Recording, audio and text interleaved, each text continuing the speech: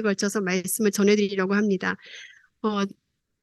첫 번째는 제가 크게 사실 너무 방대해서 너무 양이 많아서 이걸 2주 어떻게 끝내야 되나 고민을 많이 해서 최대한 줄여서 크게 4가지로 나누어서 말씀을 드리려고 합니다. 첫 번째는 구약에서 예언하고 계신 메시아가 바로 예수님이라는 증거에 대해서, 그리고 두 번째는 예수님이 완전한 하나님이시며 완전한 인간이시라는 것에 대해서, 사람이라는 것에 대해서, 셋째는 예수님은 자기 자신을 성경에서 어떻게 말씀하고 계신지에 대해서, 넷째는 예수님께서 이 땅에 오셔서 하신 일에 대해서, 즉 예수님의 사역에 대해서 말씀드릴 건데 너무 길어서 오늘은 첫 번째와 두 번째를 말씀드리고 다음 주에 세 번째와 네 번째, 그리고 오늘 제가 말씀드리지 못했던 것에 대한 부연 설명을 말씀드리려고 합니다.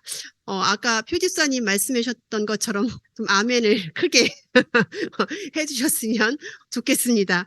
믿음의 시작은 당연히 아는 것에서부터 시작을 합니다. 왜냐하면 알지 못하는 대상을 믿을 수는 없기 때문입니다. 따라서 여러분이 정말 예수님이 누구신가를 알기를 원하신다면 예수님을 간절히 알고자 하는 마음에서부터 시작되는 줄로 믿습니다. 혹시 제가 안 보이시는 분들은 자리를 좀 옮기셔서 제가 보이셨으면 좋겠습니다. 여러분이 잘 알고 계시는 찰스 스펄전 목사님은 믿음은 지식과 동의와 신뢰라고 말씀하셨습니다. 우리가 아는 지식으로, 어떤 지식입니까? 하나님의 말씀, 성경에 대한 지식으로 시작을 해서 알게 되고, 예수님이 누구신지 알게 되고, 그 내용에 대한 동의하고 받아들임으로써, 그리고 그 내용에 대한 신뢰를 가짐으로써 믿음이 성장한다라고 말하고 있습니다. 우리는 듣지 못하면 알 수가 없습니다. 로마서 10장 14절에 듣지도 못한 이를 어찌 믿으리요, 전하는 이가 없으니 어찌 들으리요 라는 말이 있습니다. 누군가는 전해야 들을 수 있는 거고 들어야 알고 알아야 믿습니다. 또한 이사야 55장 3절에 너희는 귀를 기울이고 내게 와서 들으라, 그리하면 너의 영혼이 살리라 그랬어요. 영혼이 살 수 있는 유일한 방법은 그리스도의 말씀을 듣는 것으로 시작을 합니다. 그래야 우리가 무엇을 믿는지 알 수 있지 않겠습니까? 복음의 말씀을 자꾸 들으시기 바랍니다. 여러분, 요새 유튜브가 너무 잘 나와 있어요. 그렇지 않나요? 유튜브에 설교나 찬양 외에도 성경이 너무 잘 나와 있습니다. 번역본별로 나와 있습니다. 개역개정, 개역 한글, 현대인의 성경, 메시지 성경, 공동번역, NIV, 굿뉴스 바이블 다 있습니다. 그리고 플러스 그 속도 조절까지 됩니다. 그래서 빨리 듣기 할 수도 있고 천천히 들으실 수도 있습니다. 최대한 많이 들으실 수 있길 바랍니다. 저는 빨래개면서도 이어폰을 듣고 있고, 설거지할 땐 볼륨을 좀 크게 해서 듣기도 하고, 시시때때로 계속 성경 말씀을 듣고 있습니다. 여러분도 함께 같이 말씀을 계속적으로 들을 수 있으면 좋겠습니다. 왜냐하면 믿음은 들음에서 나고 들음은 그리스도의 말씀으로 말미암느니라라고 말씀하고 있기 때문입니다. 믿음을 갖기 위해서는 우리가 믿어야 하는 대상에 대한 지식은 반드시 필수적이고 반드시 필요한 것입니다. 여러분, 흔들리지 않는 견고한 믿음을 정말 갖기 원한다면 성경을 가까이 하시기를 바랍니다. 열심히 알려고 하시기 바랍니다. 히브리서 11장 16절에 보면은요, 11장 6절에 보면 하나님은 자기를 찾는 자들에게 상 주시는 이심을 믿어야 상 주시는 이시다라고 기록하고 있습니다. 특히 예수님으로 오셔서 구속 사역을 이루신 하나님의 열심을 알아가시기를 축복합니다. 열심히 찾고 배우셨으면 좋겠어요. 일반 서적은 여러분 보통 4번에서 5번 정도면 우리가 대충 그 내용을 전부 알 수 있어요. 근데 신기하게 성경은 4-5번이 아니라 수십 번, 아니 수백 번을 읽어도 항상 새로운 마음으로 다가오는 경우가 참 많습니다. 마음에 감동을 주고요, 마음에 위로를 줍니다. 왜 그렇습니까? 하나님이 말씀을 통해서 말씀하시기 때문입니다. 하나님이 말씀을 통해서 감동해 주시고 하나님의 뜻을 계시해 주시고 믿음으로 살아갈 수 있도록 인도해 주시기 때문입니다. 왜? 그래서 우리는 성경을 생명의 책이라고 부릅니다. 성경을 통해서 하나님을 만날 수 있고, 성경을 통해서 하나님의 뜻을 알 수 있고, 성경을 통해 힘을 얻고 또는 위로를 받습니다. 왜냐하면 성경이 생명이기 때문입니다. 여러분도 알다시피 성경은 구약과 신약으로 이루어져 있습니다. 구약은 무슨 말씀인 줄 아십니까? 구약은 너희를 구원하실 메시아가 올 것이다. 이 큰 주제로 보면 그거예요. 메시아가 올 것이다. 메시아의 오심에 대한 예언이 기록되어 있고, 신약은 그 메시아 예수 그리스도가 오셔서 이 땅에 사시고 우리를 위해 죽으시고 부활하시고 내가 다시 올 것이다 라고 약속된 책이 바로 신약입니다. 따라서 구약과 신약은 모두 예수님에 관한 책입니다. 그리고 성경은 처음부터 끝까지 다 어떻게 하나님이 하나님의 백성을 구원하실 것인가에 대한 하나님의 사랑 이야기입니다. 구약에서의 메시아에 대한 기록은요, 여러분 아십니까? 무려 309절이 넘습니다. 굉장히 많아요. 근데 이 예언을 우리가 다 찾아볼 수는 없잖아요. 그래서 몇몇 개만 이 시간 찾아볼 수 있기를 바랍니다.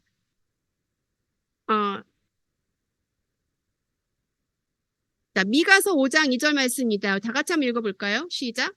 베들레헴 에브라다야, 너는 유다 족속 중에 작을지라도 이스라엘을 다스릴 자가 내게서 내게로 나올 것이라. 그의 근본은 상고에 영원히 있느니라. 아멘. 이 말씀은 우리 주님이 베들레헴에서 유다 족속으로서 베들레헴에서 태어날 것을 말씀하고 있습니다. 우리가 잘 알고 있듯이 예수님의 육신의 어머니인 마리아는요, 갈릴리 지역의 그 나사렛 마을에서 살던 사람이었고, 요셉은 예수님의 육신의 아버지였던 요셉은 원래 유다 족속으로서 베들레헴 사람이었지만 나사렛에서 목수일을 하면서 살았던 사람이에요. 두 사람이 정혼을 했죠. 근데 정부에서 호적령이 떨어졌어요. 호적하러 요셉의 고향인 어디로? 베들레헴으로 갔다가 그곳에서 예수님을 낳게 됩니다. 그래서 이 말씀이 구약의 성취가 이루어진 것입니다. 스가랴 9장 9절입니다. 다 같이 읽겠습니다. 시온에 따라 크게 기뻐할지어다. 예루살렘에 따라 즐거이 부를지어다. 보라, 내 왕이 내게 임하시나니 그는 공의로우시며 구원을 베푸시며 겸손하여서 나귀를 타시나니 나귀의 작은 것 곧 나귀 새끼니라. 이거는 예수님이 나귀를 타고 예루살렘에 입성할 것을 예언한 말씀입니다. 마가복음 11장 9절에 보면은요, 예수님이 제자들에게 마을로 들어가서 타보지 않은 나귀 새끼가 매여 있는 것을 볼 텐데 그걸 데리고 와라. 가져와라라고 명령을 하십니다. 근데 또 이 제자들이 가죠. 진짜 나귀가 있어요. 근데 누가 뭐라고 하면은 뭐라고 그래요? 주가 쓰시겠다 하라. 그 말을 하면 보내줄 것이다. 미리 다 알고 계세요. 하나님의 계획 속에 있어요. 자, 그 일들이 그대로 일어납니다. 우리가 생각할 때는 왠지 만왕의 왕이신 예수님이 오시면 멋들어진 백마를 타고 승전가를 울리며 예루살렘에 입성할 것 같은데 예수님의 선택은 백마가 아니라 나귀 새끼였습니다. 여러분도 아시죠? 예수님은 오실 때도 굉장히 비천한 곳, 가장 낮은 곳으로 오셨습니다. 어딥니까? 외양간에서 나셨죠. 여간에 방이 없어서. 그리고 구유에 누이셨습니다. 냄새났고 더러운 곳에 가장 낮은 모습으로 오셨습니다. 그리고 예수님이 예루살렘에 입성한 목적은요, 사람들이 생각하는 그런 세상의 왕으로서 오신 게 아니었잖아요. 세상의 왕으로서 통치하시고 다스리기 위해서 승전가를 울리며 백마를 타고 오신 것이 아니라 우리 스스로 속죄 제물이 되기 위해서, 대속물이 되기 위해서 오셨기 때문에 예수님께 선택하신 것은 나귀 새끼였던 것입니다. 그다음에 스가랴 11장 12절입니다. 같이 읽겠습니다.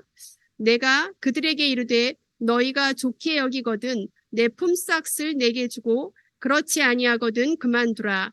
그들이 곧 은 30개를 달아서 내 품삯을 삼은지라. 마태복음 27장에 보면 예수님 제자였던 가룟 유다가 받은 돈이 은 30이었습니다. 그죠? 그러고 어떻게 했습니까? 예수님이 정죄됨을 보고 내가 무고한 피를 흘려 범죄하였도다라고 고백을 합니다. 대제사장과 장로들에게 가서 고백을 하는데 이들의 반응이 뭐였어요? 그건 네가 알아서 해 였습니다. 그래서 그 돈을 성전에 두는 것이 마땅치 않다고 생각하여서 땅을 사죠. 그죠? 토기장에 밭을 사서 나그네의 묘지로 삼았다고 기록하고 있습니다. 제가 한 절만 읽었군요. 그 다음 절 보겠습니다. 시편 22편 18절입니다. 내 겉옷을 나누며 속옷을 제비 뽑나이다. 이것을 그러니까 신약에 보면은 요한복음 19장 23절 24절입니다. 같이 읽겠습니다. 군인들이 예수를 십자가에 못 박고 그의 옷을 취하여 네 깃에 나눠 각각 한 깃씩 얻고 속옷도 취하리니 이 속옷은 호지 아니하고 위에서부터 통으로 짠 것이라. 군인들이 서로 말하되 이것을 찢지 말고 누가 없나 제비 뽑자 하니 이는 성경에 그들이 내 옷을 나누고 내 옷을 제비 뽑나이다 한 것을 응하게 하려 함이로라. 군인들은 이런 일을 하고. 아멘. 중세기에 있었던 일입니다. 한 교회에서 굉장히 유명한 화가에게 예수님이 십자가에 못 박힌 모습을 그려오라고 부탁을 했습니다. 그 화가는 그냥 그림을 그린 것이 아니라 성경을 읽고 또 읽고 또 읽고 묵상하고 연구했습니다. 아주 오랜 시간에 걸쳐 예수님이 십자가에 못 박힌 그림을 들고 왔습니다. 그런데 그 그림을 보던 교회 지도자들은 까무라쳐서 기절할 뻔했습니다. 왠지 아십니까? 예수님이 완전 나체였기 때문입니다. 도저히 그 그림을 벽에 걸 수가 없었습니다. 그래서 물었습니다. 도대체 왜 이렇게 완전한 나체로 그린 것이요? 그러자 화가가 대답했습니다. 성경대로입니다. 성경은 예수님이 나체로 십자가에 못 박혔음을 증언하여 주고 있습니다. 여러분 그거 아십니까? 사람들에게 가장 견디기 힘든 것은 대중 앞에 실오라기 하나 걸치지 않은 벌거벗은 모습을 내어놓는 수치와 부끄러움입니다. 이보다 더한 수치는 없습니다. 히틀러가 유대인 수백만 명을 학살할 때 여자들을 발가벗겨 행진하게 한 후에 죽였다는 증언이 있습니다.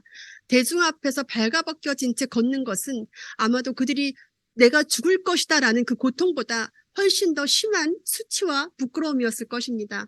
지금 이 시대도 아니고 그 오랜 시달에 예수님이 십자가에 못 박혔던 그 시대는 2000년도 훨씬 전에 우리 예수님은요, 그 높은 골고다 언덕에서 수많은 대중 앞에서 너무도 많은 사람들 앞에서 실오라기 하나 걸치지 않은 상태로 수치와 부끄러움을 당하셨습니다.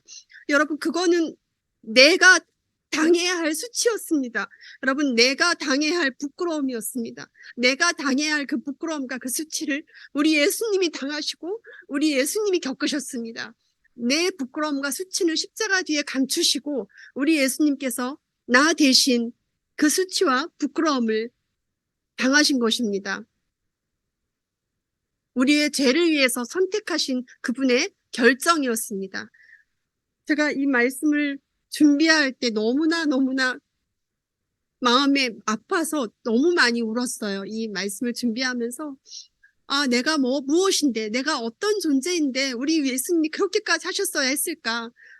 천지를 지으신 하나님이신 그분이 내가 무엇인가인데, 여러분 그 오래전에 그런 수치와 부끄러움을 당하신 그 예수님이 바로 나 자신을 위해서 그렇게 하셨다는 것을 기억해 주시기를 바랍니다.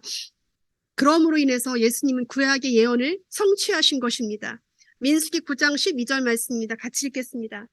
아침까지 그것을 조금도 남겨주지 말며 그 뼈를 하나도 꺾지 말아서 유월절 모든 율례로 지킬 것이니라. 아멘. 같이 읽겠습니다. 군인들이 가서 예수와 함께 못 박힌 첫째 사람과 그 다른 사람의 다리를 꺾고 예수께 이르러서는 이미 죽으신 것을 보고 다리를 꺾지 아니하고 그중 한 군인이 창으로 옆구리를 찌르니 곧 피와 물이 나오더라.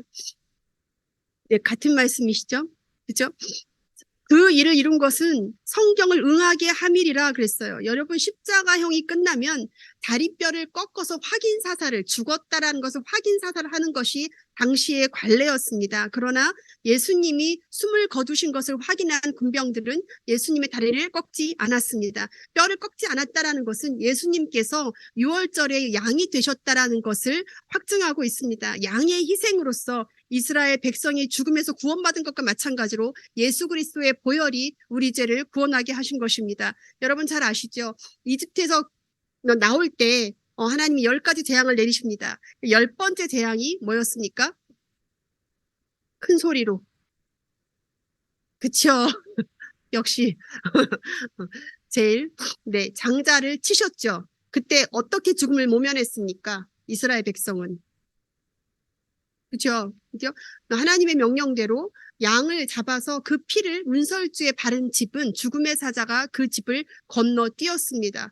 면한 겁니다. 죽음으로부터, 심판으로부터 건너뛰임을 당한 거예요. 그래서 패스오버예요. 제가 이걸 조금 더 자세히 다음 주에 말씀드릴 건데 이스라엘 백성은 죽음의 사자로부터 구원을 받은 것입니다. 마찬가지로 예수님의 보혈의 피를 가진 우리는 하나님의 심판으로부터 건너뛰는 겁니다. 구원받는 것입니다. 나중에 더 자세히 말씀드리겠습니다. 시간 관계상. 자, 이사야 9장 6절입니다. 이는 한 아기가 우리에게 낳고 한 아들을 우리에게 주신 바 되었는데 그의 어깨에는 정사를 메었고 그의 이름은 기묘자라 모사라 전능하신 하나님이라 영존하시는 아버지라 평강의 왕이라 할 것임이라.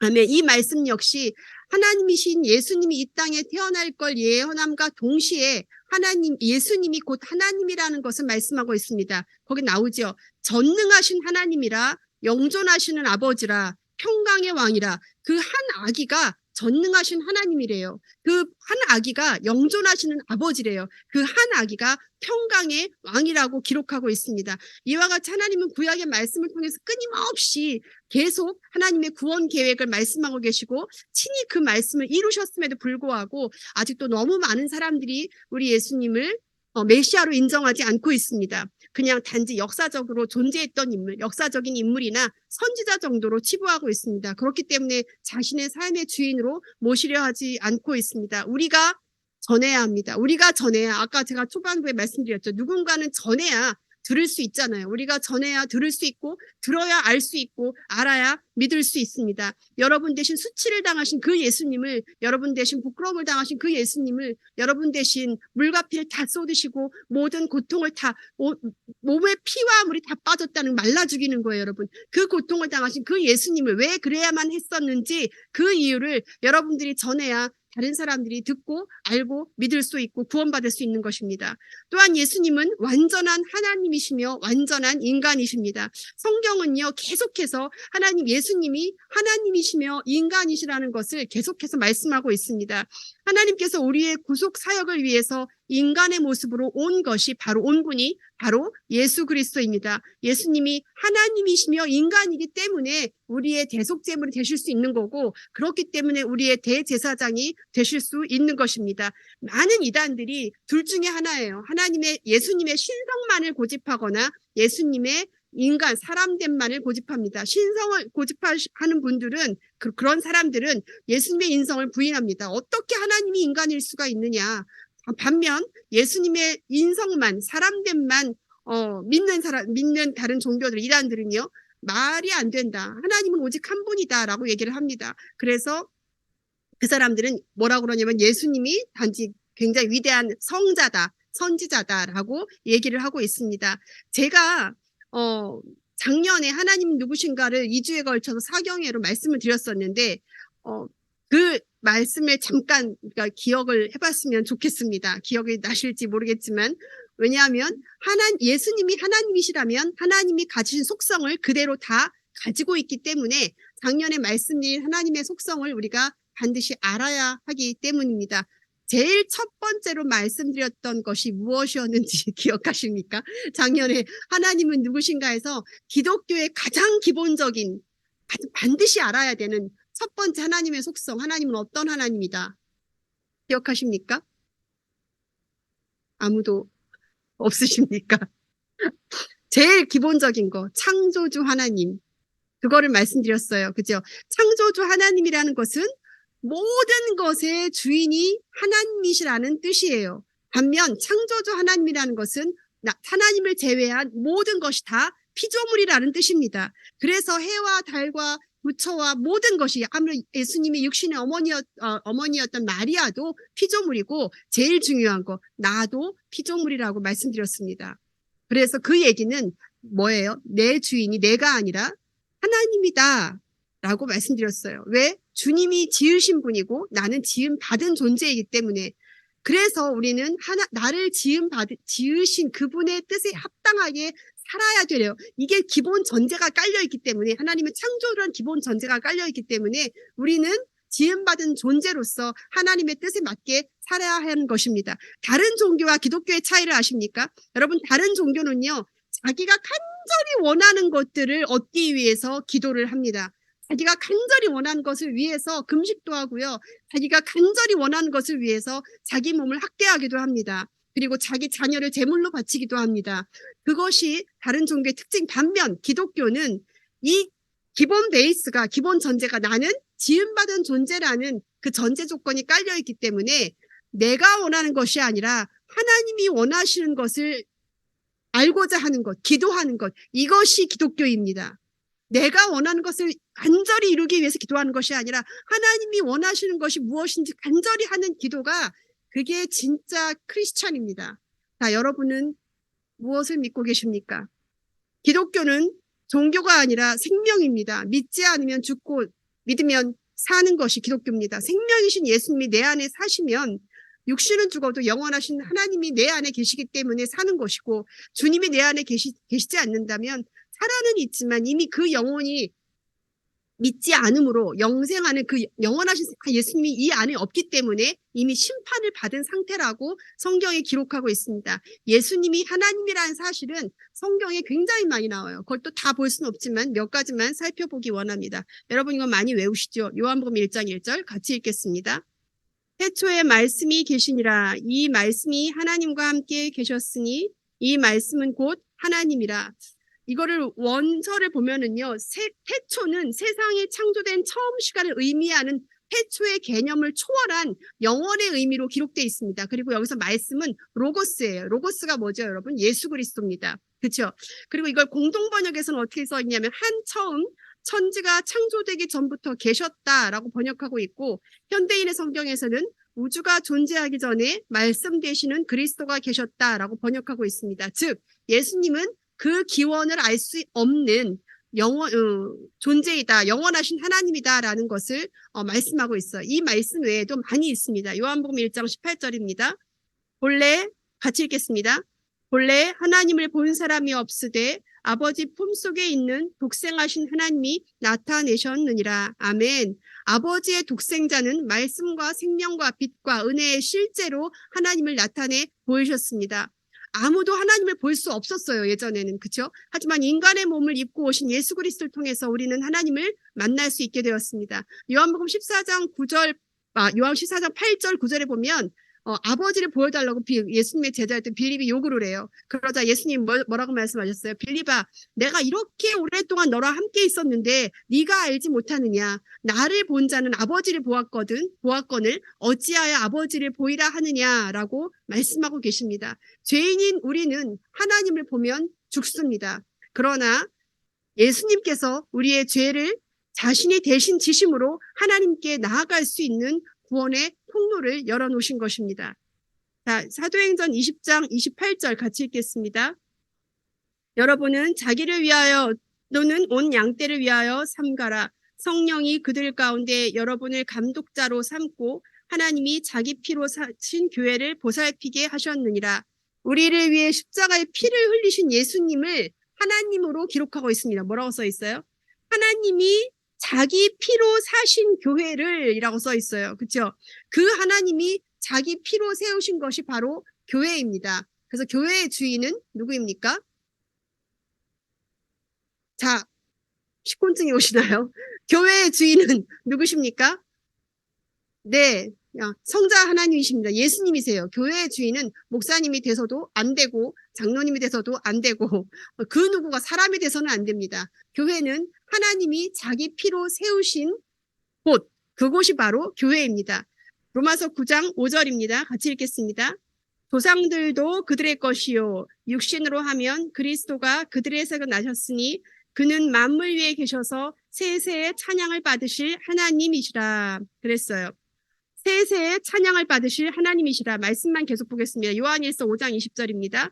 또 아는 것은 하나님이 아들이 이르러 우리에게 지각을 주사 우리로 참된 자를 알게 하신 것과 또한 우리가 참된 자 곧 그의 아들 예수 그리스도 안에 있는 것이니 그 참 하나님이시요 영생이시니라. 아멘. 참 하나님이시요 영생이시래요. 누가? 그리스도가. 예수님이 하나님이시라는 말씀인 예수님이 곧 뭐다? 창조주 하나님이라는 뜻입니다. 예수님이 창조주 하나님이세요. 요한복음 1장 3절에 같이 읽겠습니다. 만물이 그로 말미암아 지은 바 되었느니 지은 것이 하나도 그에 없이는 된 것이 없느니라. 아멘. 제가 말씀을 다음 주도 많이 찾아볼 거예요. 왜냐하면 너무 드릴 말씀은 많은데 이거를 계속 성경으로 증명을 하고 싶은데 그러다 보니 말씀이 너무 많아져서 말씀을 좀 많이 찾아보도록 하겠습니다. 예수님이 하나님이라는 것은 예수님이 곧 창조주 하나님이시라는 뜻이기도 하고 하나님의 특성을 가지신 하나님의 속성을 가지신 분이라는 뜻이기도 합니다. 그래서 작년에 저희가 배웠던 것처럼 예수님은 창조주 하나님이신과 동시에 전능하시고 유일하시고 공의로우시고 사랑이 한이 없으시고 길을 예비하시고 약속을 지키시고 기적을 일으키시고 그 모든 하나님의 성품을 그대로 가지신 분이 바로 예수님이시라는 뜻입니다. 예수님이 하나님이시라는 사실은 이 외에도 얼마든지 성경을 통해 증명할 수 있습니다. 또한 예수님이 요한복음 10장 18절에 보면은요. 아무도 생명을 빼앗을 자가 없으나 내가 스스로 그것을 내어놓느니라. 나에게는 생명을 내어놓을 권세도 있고 또 그것을 다시 얻을 권세도 있노라. 또한 기도를 받는 분도 예수님이고 응답하시는 분도 예수님입니다. 같이 읽겠습니다. 내 이름으로 무엇이든지 내게 구하면 내가 행하리라. 내 이름 누구의 이름이에요? 예수님의 이름으로 무엇이든지 내게 누구예요? 예수님께 구하면 내가 누굽니까? 예수님이 행하겠다는 것입니다. 예수님이 기도에 응답하시는 주인이시라는 사실입니다. 제가 아주 오래전에 여러분 예화할 때만 재미있으신가요 혹시? 누가 그러더라고요. 설교 끝나고 나면 예화만 기억에 남는다고. 저는 말씀도 좀 기억에 많이 남아서 여러분 삶 속에 지침이 되었으면 좋겠습니다.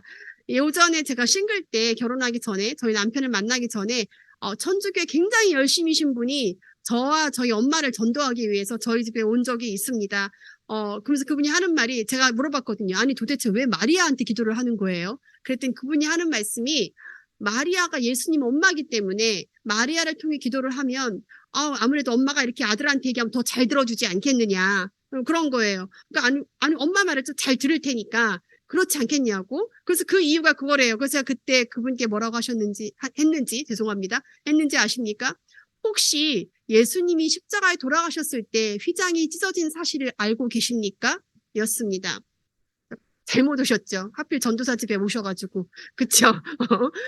제가 그 말을 들었더니 그분이 아무 소리 안 하시더라고요. 그 의미를 아십니까? 휘장이 찢어졌다는 것은 우리 모두가 예수님께서 죄를 대신 지심으로 지성소에 들어갈 수 있다는 의미입니다. 지성소는 아무도 들어갈 수 없었습니다. 오직 대제사장이 1년에 한 번만 갈 수 있었던 그곳을 우리 모두가 들어갈 수 있게 예수님께서 제물이 되셨다라는 증거입니다. 요한복음 1장 12절 다 아시죠? 영접하는 자 곧 그 이름 믿는 자들에게는 하나님의 자녀가 되는 권세를 주셨으니 그랬어요. 그 이야기는 우리가 누굽니까? 하나님의 자녀예요. 하나님의 자녀가 아빠한테 못할 말이 뭐가 있겠습니까? 물론 아빠가 너무 무서워서 말 못하는 자녀가 가끔 있습니다. 하지만 우리 하나님은 어떤 하나님이세요? 친히 이 땅에 오셔서 물과 피를 다 쏟으시기까지 사랑하신 그 사랑의 하나님입니다. 우리가 구하지 못할 것은 아무것도 없습니다. 성경에 보면은요, 귀신들조차 하나님을 믿으며 하나님이 한 분이시라는 것을, 예수님이 한 분이시라는 것을 믿었습니다. 야고보서 2장 19절입니다. 같이 읽겠습니다. 네가 하나님은 한 분이신 줄을 믿느냐? 잘하는도다. 귀신들도 믿고 떠나느니라. 다시 읽겠습니다. 마침 그들의 회당에 더러운 귀신 들린 사람이 있어 소리질러 이르되 나사렛 예수여 우리가 당신과 무슨 상관이 있나이까? 우리를 멸하러 왔나이까?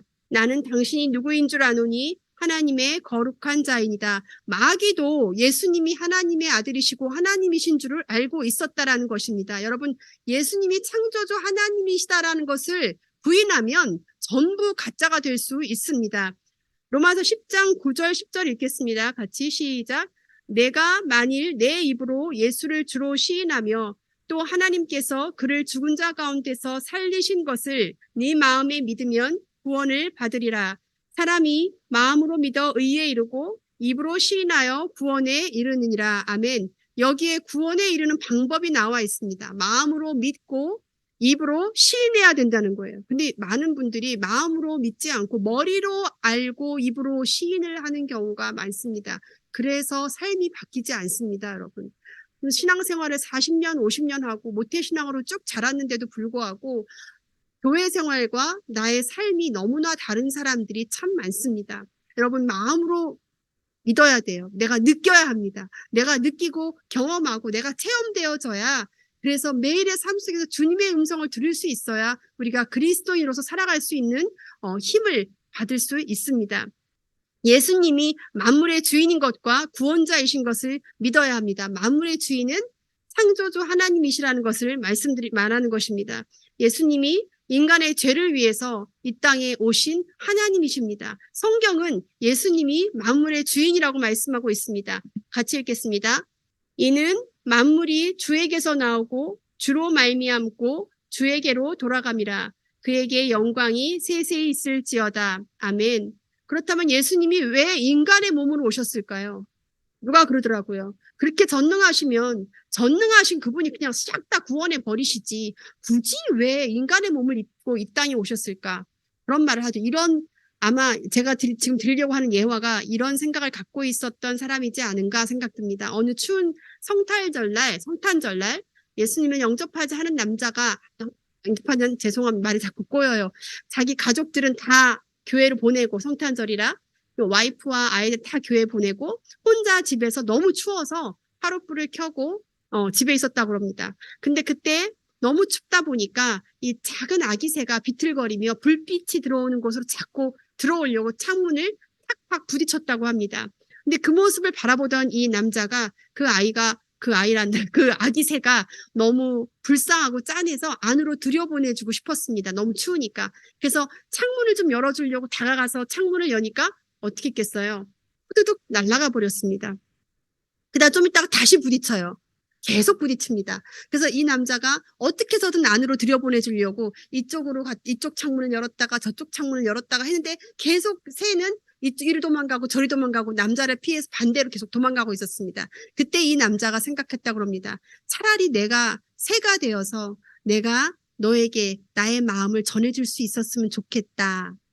라고 생각했다고 합니다. 그때 이 남자가 예수님의 마음을 깨달았다고 합니다. 우주 만물을 창조하신 전능하신 하나님이 왜 인간의 몸으로 이 땅에 오실 수밖에 없었는지 그때 깨달음을 얻고 화롯불 옆에서 조용히 무릎을 꿇고 예수 그리스도를 영접했다고 합니다. 오늘 본문 말씀을 다 같이 읽어보도록 하겠습니다. 안 넘어가네요. 다 같이 읽겠습니다. 시작. 그는 근본 하나님의 본체시나 하나님과 동등됨을 취할 것으로 여기지 아니하시고 오히려 자기를 비워 종의 형체를 가지사 사람들과 같이 되셨고 사람의 모양으로 나타나사 자기를 낮추시고 죽기까지 복종하셨으니 곧 십자가에 죽으심이라. 아멘. 예수께서 하늘보좌 다 버리시고 이 땅에 오신 것은 스스로 종의 형체를 가져서 사람들과 같이 되셔서 사람들이 겪을 수 있는 모든 고통을 다 겪으시고 죽기 위해서 오신 것입니다. 하나님께서 사람이 되셨습니다. 하나님과 본체라는 것은 하나님과 동등한 존재라는 뜻입니다. 하나님이 누구신가에서 배웠던 것처럼 하나님이 스스로 계시고 영원하신 그 하나님이 인간의 모습을 가지고 이 땅에 오신 것입니다. 여러분 사실 이게 사람의 마음과 생각으로는 도저히 이해할 수 없는 사랑입니다. 성경에 나타난 예수님은 완벽한 인간이자 하나님이셨습니다. 예수님은요, 사랑하는 자를 위해 눈물을 보이셨습니다. 내가 목마르다고 하셨고 배고픔을 느끼셨어요. 사탄에게 유혹도 당하셨고요. 그리고 성전에서 장사하는 자들에게 불같이 화를 내시기도 하셨습니다. 모욕당하셨고 배척당하셨고 내가 사랑하는 모든 제자들로부터 버림을 받으셨습니다. 그리고 기도하셨고 피 흘려 죽으셨습니다. 누가 봐도 전형적인 인간의 모습입니다. 동시에 예수님은 하나님으로서도 사셨습니다. 뭐가 있을까요? 무리를 걸어 다니셨어요. 창조주 하나님이시기 때문에 바다와 성난 파도를 꾸짖어서 잠잠케 하셨습니다. 또한 오병이어의 기적을 일으키셨고 무화과 나무를 바짝 말라 죽이셨습니다. 그것뿐입니까? 눈먼 자를 눈뜨게 하셨고 귀신을 쫓아내셨고 수많은 병든 자를 고치셨습니다. 예수님은 인간이자 하나님이시기 때문에 이 모든 것이 가능한 것입니다. 아까도 말씀드렸듯이 사람들은 오히려 예수님이 누구신지 알아보지 못했지만 귀신들조차도 예수님이 누군지 바로 알아볼 수 있었습니다. 하나님은 자신을 죽이기 위해서 이 땅에 오셨습니다. 하나님의 사랑과 죄를 동시에 죄에 대한 심판을 동시에 이루시기 위해서 이 땅에 오셨습니다. 마가복음 이게 앞으로 돌아가네요. 마가복음 10장 45절인데 제가 읽겠습니다. 이게 안 되나 봐요. 인자의 온 것은 섬김을 받으려 함이 아니라 도리어 섬기려 하고 자기 목숨을 많은 사람의 대속물로 주려 함이라 그랬어요. 예수님 스스로 대속 제물이 되기 위해서 이 땅에 오셨다고 기록하고 있습니다. 또한 히브리서 9장 22절에는 피 흘림이 없이는 사함이 없다고 말씀하고 계십니다. 여러분, 피는 뭐를 상징해요? 생명입니다. 그렇죠? 따라서 피 흘림이 없는 죄사함은 있을 수 없습니다. 예수님이 우리를 위해서 죽으신 이유는, 피 흘리신 이유는 직접 제물이 되어서 피 흘리심으로 우리 죄를 사하기 위한 것입니다. 또한 요한복음 1장 29절에 요한이 뭐라고 그랬습니까? 세상 죄를 지고 가는 하나님의 어린 양이라고 그랬습니다. 예수님이 스스로 어린 양이 되셔서 이 땅에 제물이 되셔서 우리를 위해서 십자가를 지시고 대속하신 것입니다. 예수님은 우리와 같은 피조물이 아닙니다, 여러분. 예수님은 하나님이십니다. 그분이 손으로 직접 만든 우리를 살리시기 위해서 엄청난 구속사역을 계획하고 이루셨던 것입니다. 또한 예수님은 부활하시고 살아계셔서 우리로 하여금 새 소망을 갖게 하셨습니다. 죽은 자들의, 잠자는 자들의 첫 열매가 되셨고 우리에게 영원한 생명이 있다라는 것을, 새 소망을 주시기 위해서 부활하셨습니다. 여러분, 우리가 무슨 명령을 받았든지 그 사람이 죽으면 효과가 있어요, 없어요? 여러분 없죠? 그죠? 근데 제가 누구랑 약속을 했어요. 근데 그 사람이 죽어버렸어요. 그 약속이 효과가 있습니까? 없습니까? 없어요. 왜? 이 세상에 더 이상 존재하지 않기 때문입니다. 그 약속 지키지 않아도 돼요. 그 명령 지키지 않아도 됩니다. 순종하지 않아도 됩니다. 왜? 그 명령을 한 그 사람이, 약속을 한 그 사람이 더 이상 이 세상 사람이 아니기 때문입니다. 그러나 우리 예수님이 우리에게 주신 모든 명령과 약속들은 살아있습니다. 왜냐하면 우리 주님은 죽음을 이기시고 다시 사셔서 부활하셨기 때문에 지금도 살아계시기 때문입니다. 내 이름으로 무엇이든지 구하면 내가 행하리라 라고 약속하신 하나님, 내가 세상 끝날까지 너희와 함께 하겠다라고 약속하신 하나님, 내가 다시 와서 나 있는 곳에 너희도 있게 하시겠다라고 약속하신 그 하나님의 약속은 모두 살아있습니다. 또한 내가 너희를 사랑한 것 같이 너희도 서로 사랑하라. 70번씩 7번이라도 용서해라. 내 이름으로 구해라. 나를 따르라. 복음을 전파해라. 이 모든 명령들은 모두 살아있습니다. 왜? 예수님은 지금도 살아계시기 때문입니다. 예수님은 지금도 말씀하고 계시기 때문입니다. 예수님은 지금도 계속해서 우리에게 본인의, 예수님 원하시는 말씀들을 여러분에게 전하기를 원하고 계십니다. 말씀이 그래서 능력이 있는 것입니다. 그래서 성경이 파워풀한 것입니다. 히브리서 4장 12절 말씀 여러분 혹시 암송하시는 분 있으신가요? 뭐죠? 하나님의 말씀 살았고 운동력이 있어 좌우의 어떤 날선 검보다도 예리하여 혼과 영과 관절과 및 골수를 쪼개기까지 한다고 그랬어요. 그래서 어떻게 한다고 그랬습니까? 너희의 마음과 생각과 뜻을 감찰하신다고 그랬습니다. 우리가 이 모든 일의 증인입니다. 나에게 말씀하신 하나님, 나에게 체험되어진 하나님, 내가 만난 그 하나님, 이것에 대한 증인입니다. 여러분, 변호사와 증인의 차이를 아십니까? 변호사는 의뢰인을 대변해주는 사람이 변호사입니다. 어떤 아무리 정확한 근거를 가지고 얘기한다 할지라도 본인이 직접 보고 본인이 직접 겪은 사실이 아닙니다. 그래서 100% 정확할 수 없습니다. 그러나 변호사는 어떻습니까? 증인은 어떻습니까? 증인은 본인이 직접 본 겁니다. 본인이 직접 들은 겁니다. 본인이 직접 겪은 겁니다. 본인이 직접 만난 겁니다. 그래서 우리는 변호사가 아니라 증인이에요. 증인은 100% 확실합니다. 왜? 내가 겪었기 때문에 예, 아니요로 대답할 수 있습니다. 예, 아니요. 하나님이 이렇게 하셨습니다라고 얘기할 수 있습니다. 우물쭈물할 필요가 없습니다. 왜냐하면 내가 본 대로, 내가 들은 대로, 내가 만난 대로, 내가 겪은 대로 예수님을 전할 수 있기 때문입니다. 우리가 전해야 누군가는 듣고 알고 믿을 수 있습니다. 자, 말씀을 정리하도록 하겠습니다. 자, 예수님은 구약에서 계속해서 말씀하고 계신 바로 그 메시아인 줄로 믿습니다. 예수님은, 자, 아멘 좀 해주십시오. 부탁을 조용히 드리겠습니다. 아까 표지사님 광고하셨는데, 그죠? 예수님은 완전한 하나님이시며 완전한 인간이십니다. 아멘. 예수님이 사람의 몸을 입고 이 땅에 오셔서 우리의 모든 수치와 죄를 담당하신 이유는 우리를 구원하시기 위해서 죄가 세상에 들어왔을 때부터 이미 그때부터 계획하신 하나님의 놀라운 구원 계획이셨고, 말씀대로 죄를 위해 죽으시고 다시 사셨고 다시 오실 줄로 믿습니다. 네, 안 하시는 분들이 있네요. 끝까지. 끝까지. 자, 모두 다 아멘을 해주시길 바랍니다. 부활하신 그 주님은 지금도 살아계시기 때문에 예수님께서 말씀을 통해 하신 모든 약속과 명령들은 지금도 유효합니다. 아멘. 그래서 그 말씀이 우리 삶 속에서 움직이시고 쉬지 않고 일하시며 우리로 하여금 하나님의 자녀로서의 합당한 삶을 어떻게 살아야 하는지 지침서가 되고 인도하는 그런 인도자가 되는 줄로 믿습니다. 아멘. 기도하겠습니다. 자, 우리 이 시간 한 목소리로 같이 잠깐 기도했으면 좋겠습니다. 우리의 주인 되신 주님의 뜻대로 살지 않고 마치 내가 내 몸의 주인인 양 살았던 모든 순간을 회개하는 시간을 갖기를 원합니다. 입술로는 하나님을 사랑한다고 말하면서